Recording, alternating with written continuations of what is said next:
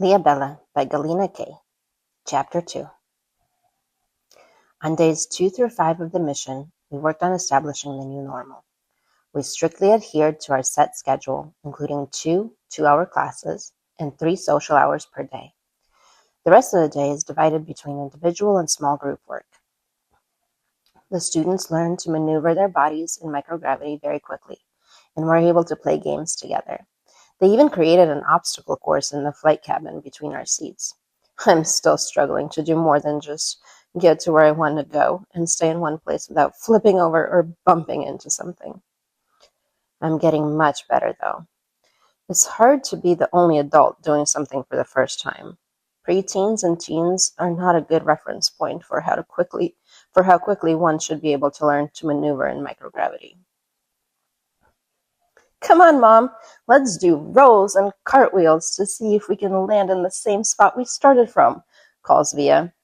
I want to come play with her, but I know that at best I'll look silly trying to flip over the way she does. You're a gymnast. That's not a fair game. What? Are you suddenly afraid of losing? She teases. I have no choice but to follow her lead. She's hilarious when she gets excited about something. She pours her heart into every activity she does.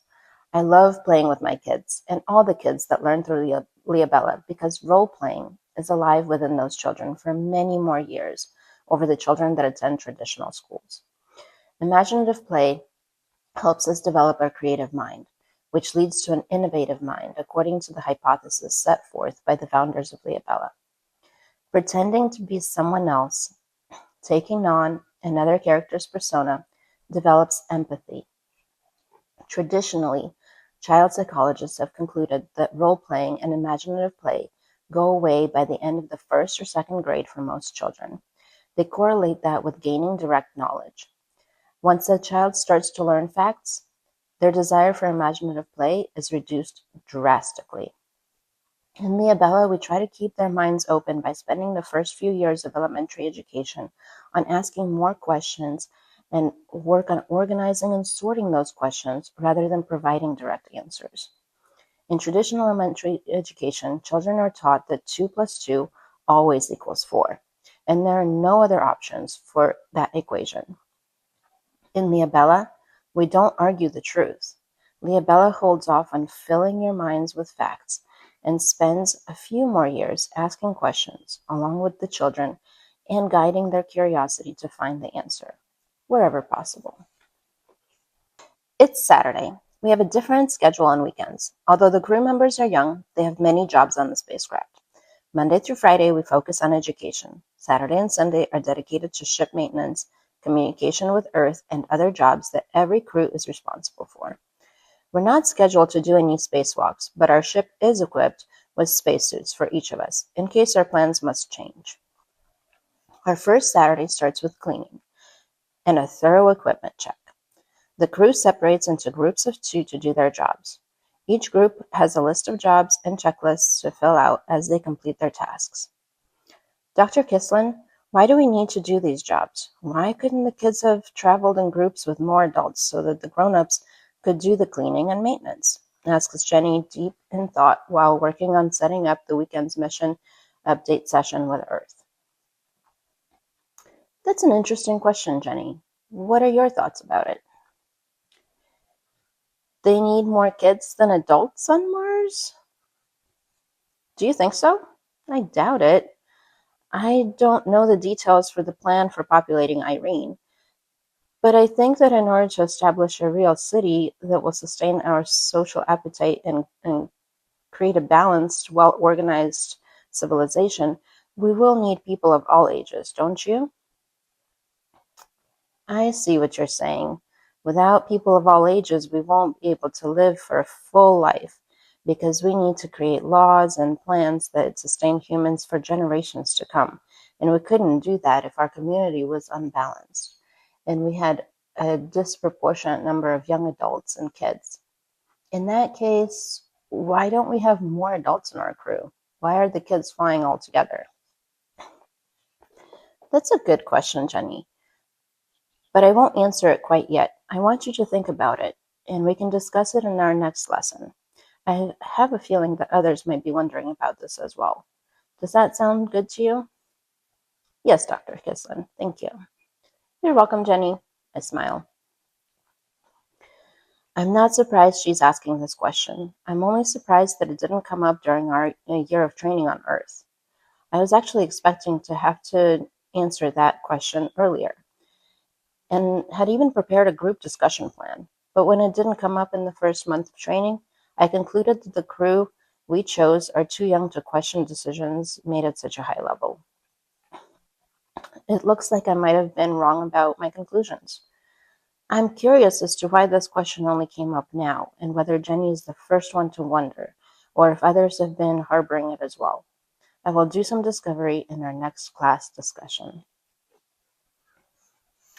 I begin week 2 with a call to my mentor and Leobela sponsor, Doc.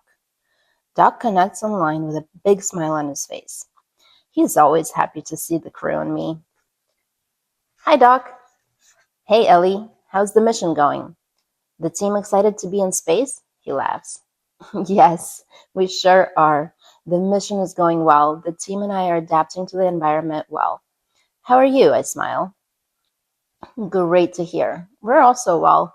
The Leobela program is running successfully here on Earth. No news is good news, he smiles back. That's great. Do you have any questions on my daily reports? I ask a standard mission protocol question. No, you and your team are doing great. We're also monitoring the health of the ship.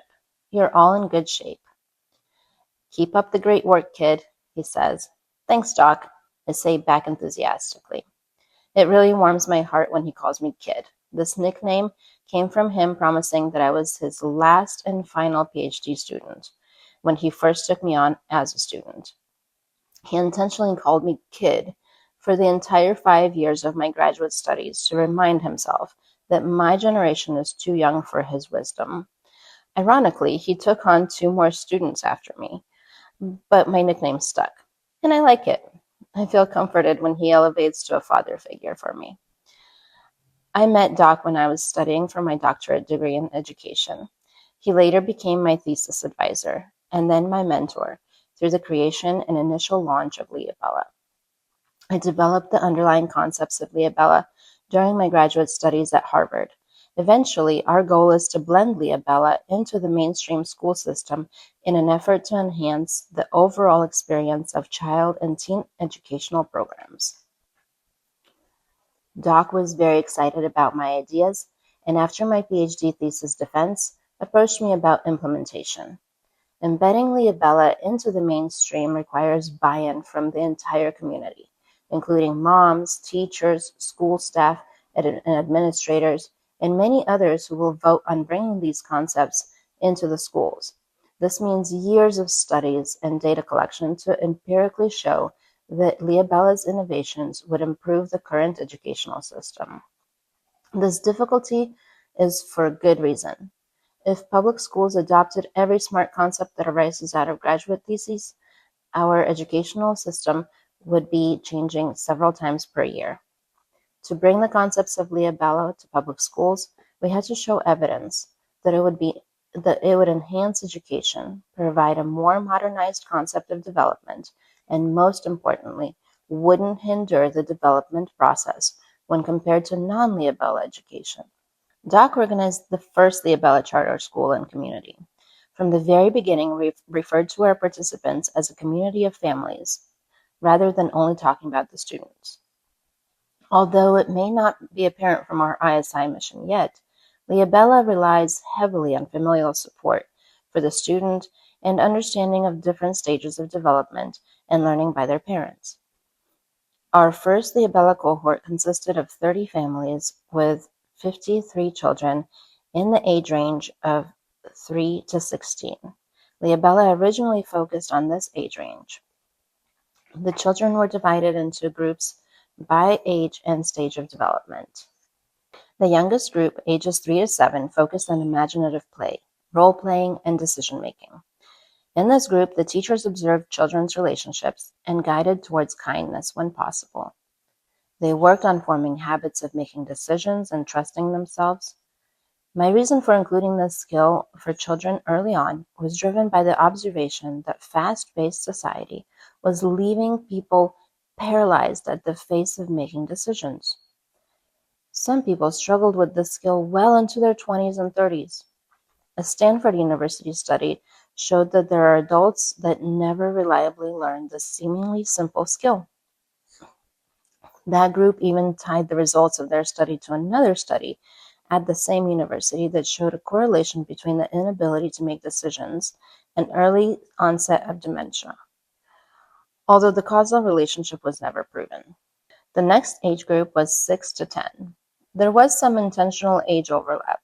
Leobela was considered to be very sensitive to stages of development and encouraged different styles of thinking and problem solving at each level. Some children developed to level 2 by age 6, while others took until almost 8 years old to get there. Interestingly, we didn't find a correlation between faster development and success later in life. In other words, talking and walking at an earlier age as compared to the average are not indicators of future intellectual potential.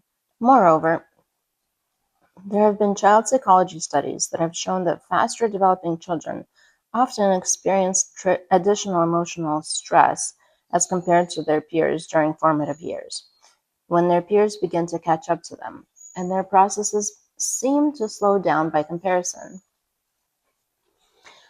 Levels 3 and 4 were the age groups that we eventually focused on for our ISI team recruitment.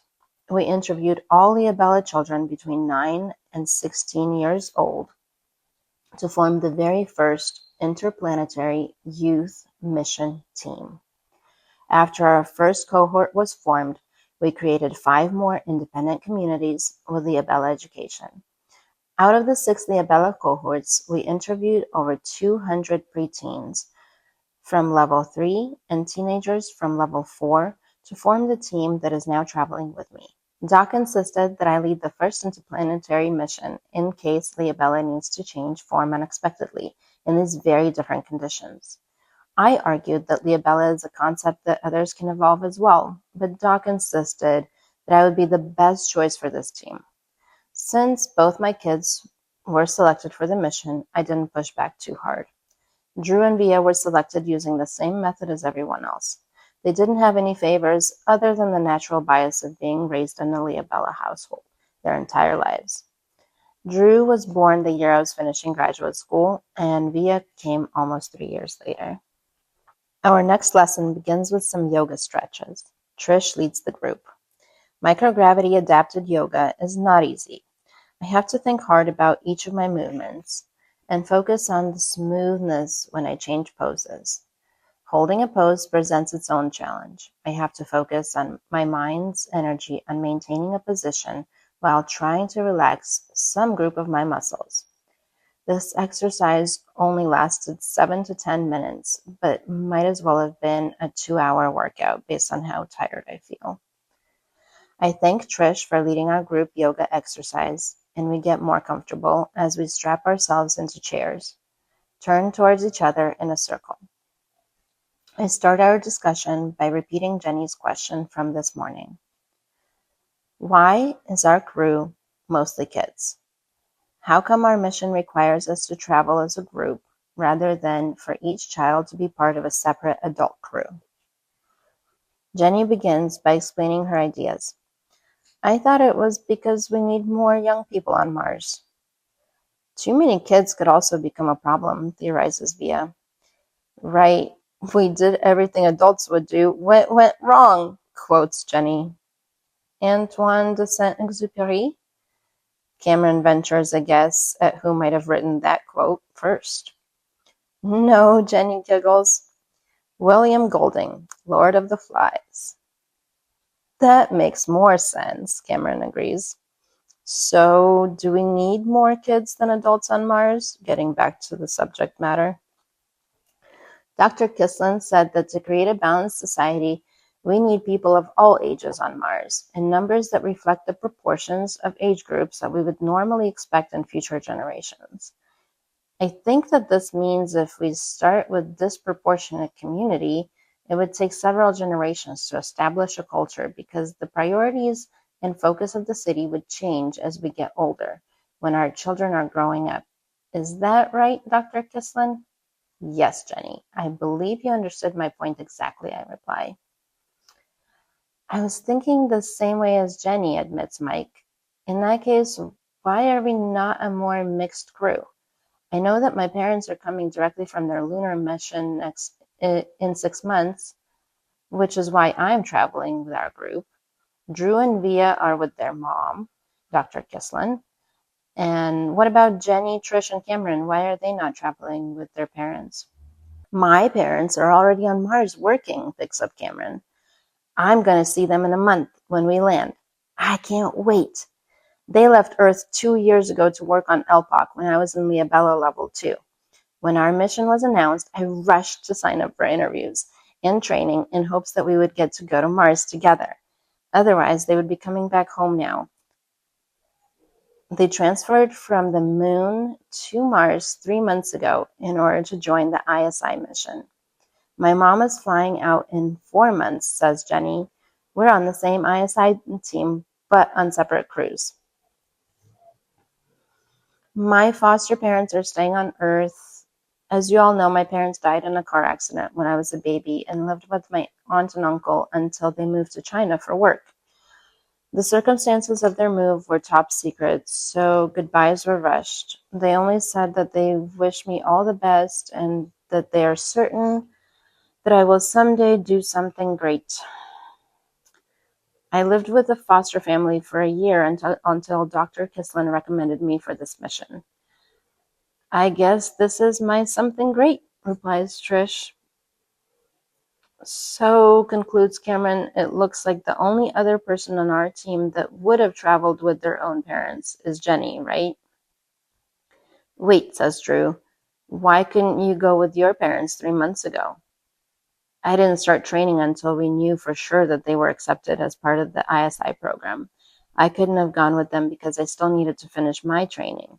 And they couldn't have waited because they are engineers working on parts of the dome, which had to be completed before the rest of us could join, Cameron replies.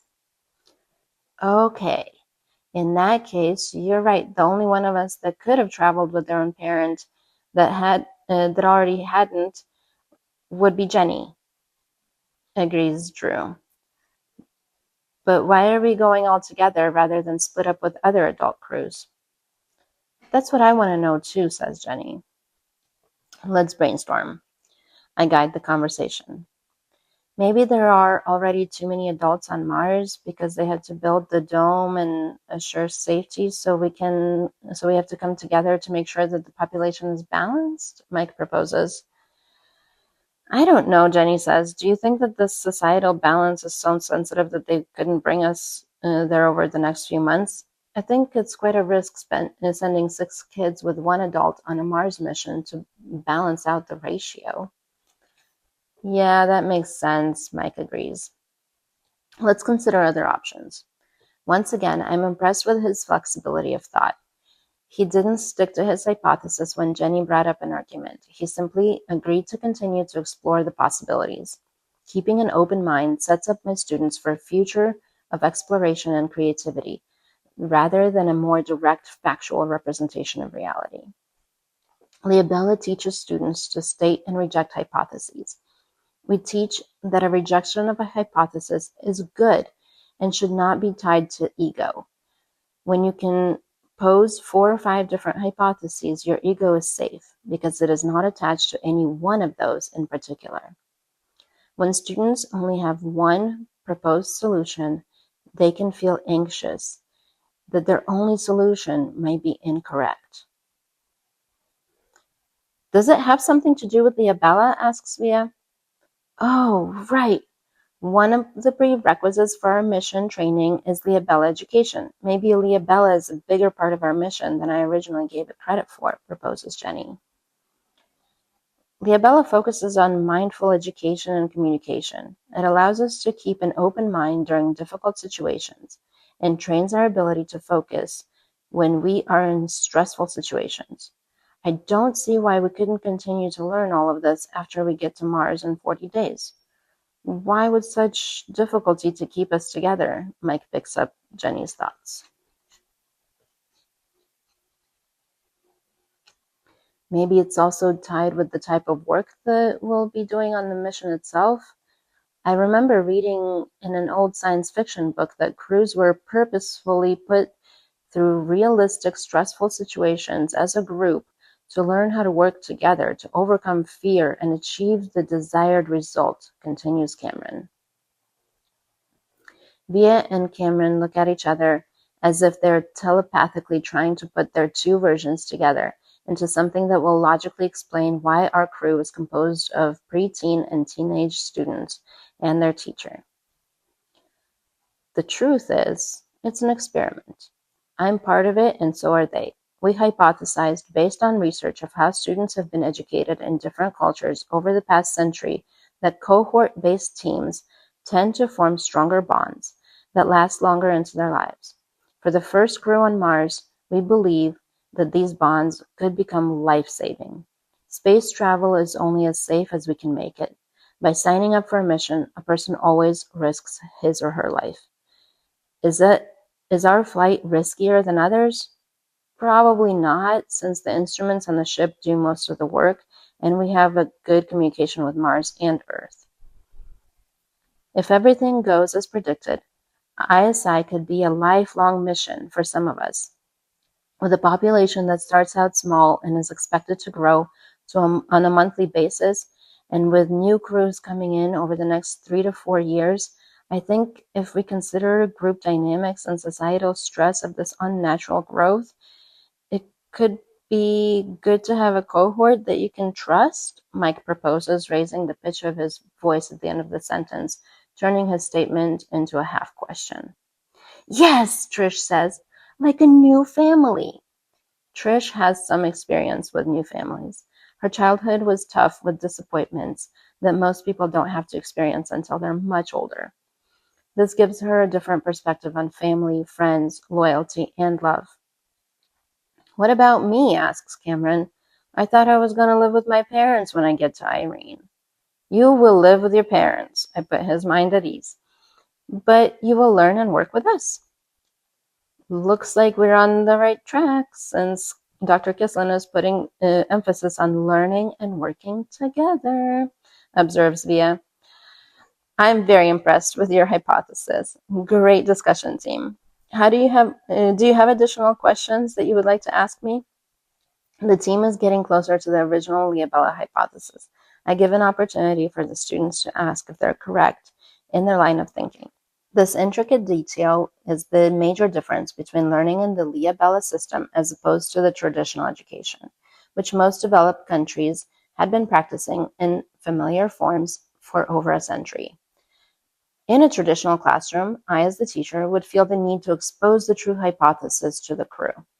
A teacher or parent faced with an inquisitive mind often mistakenly reads the facial expression of the wondering child as an attempt to get to the one and only true answer.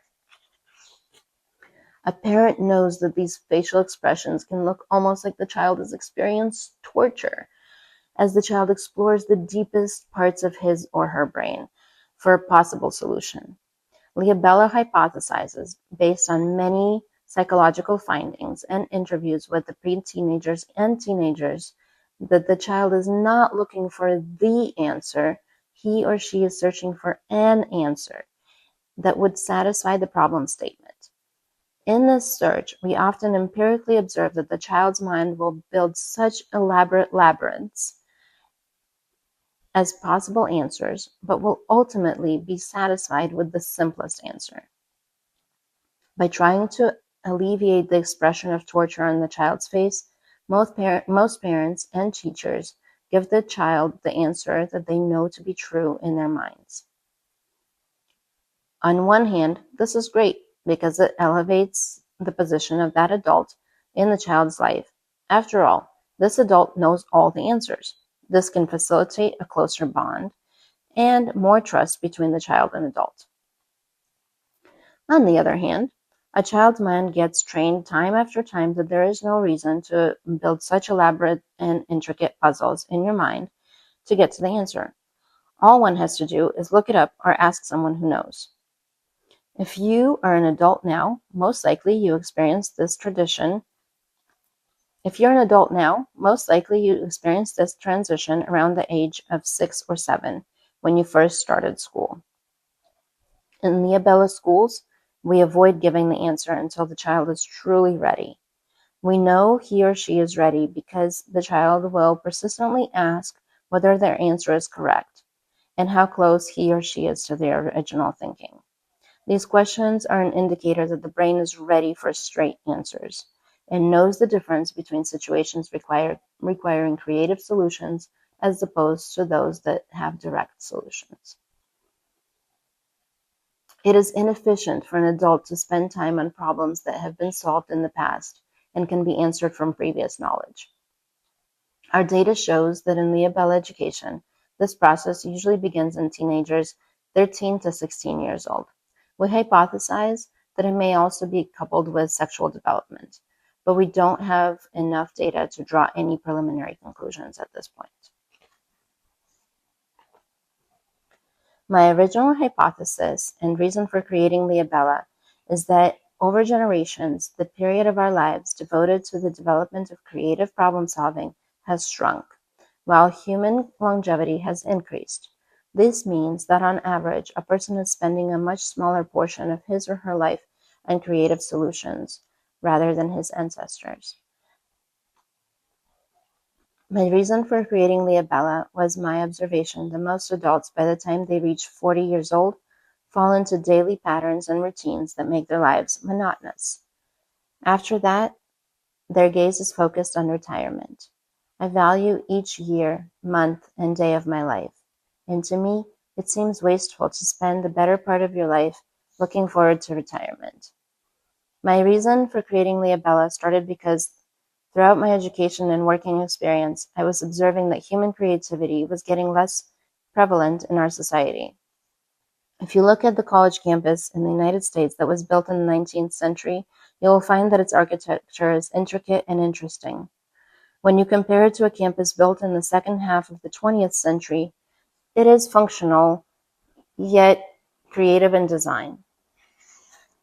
Over the past 40 years, the additions made to college campuses have been neither creatively beautiful nor creatively functional. My fear for humanity to be dramatic is that we're trading creative thought for straight answers. This may work for us another 30 to 80 years, riding on the coattails of our ancestors' creativity. However, at some point, everything we know will get old and innovation will be stifled by decades of compliance. Of course, this is a very gloom view, and I don't truly believe that this can happen in a population of over 8 billion humans. There are many innovators, like me and my team of Leobela creators, who will develop new ways to practice creativity. My contribution to this cause is to bring Leobela to children. The students reply to my question with smiling faces.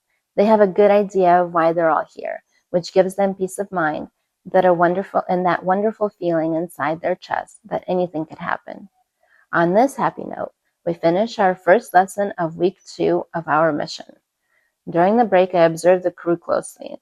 They just sat through an intense discussion on a topic that is related to each of them personally. It may not seem like a big deal in a traditional large group setting. However, in a small group of young adults, an introspective discussion can trigger more questions and even make someone wonder whether they truly belong on the team.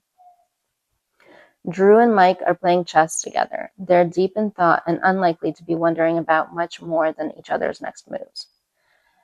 Jenny is teaching Via how to design a dream house on her electronic workstation.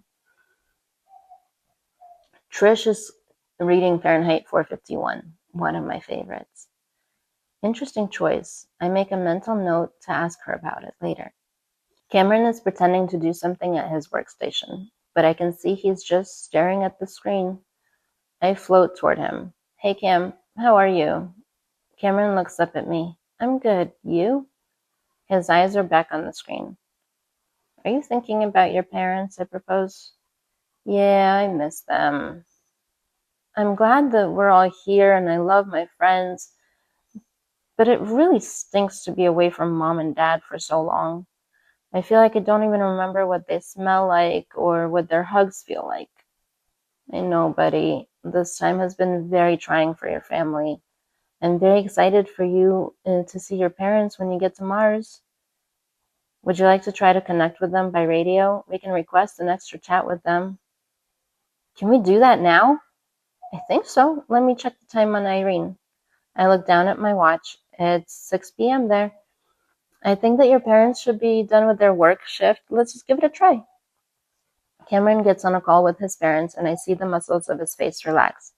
His mom picks up and exclaims, I was just thinking about you. Did you read my mind? I look around. The team is busy and happy. Now I can take a break as well. I strap myself into my seat, close my eyes, and visualize our arrival on Mars. Thank you for listening to Chapter 2 of Leobela by Galina K. I am excited to share Leobela with the world. I have dialogues with readers on my channel as well as readings of the book. I am excited to share more with you, so please subscribe to my channel and don't forget to like this video. Thank you.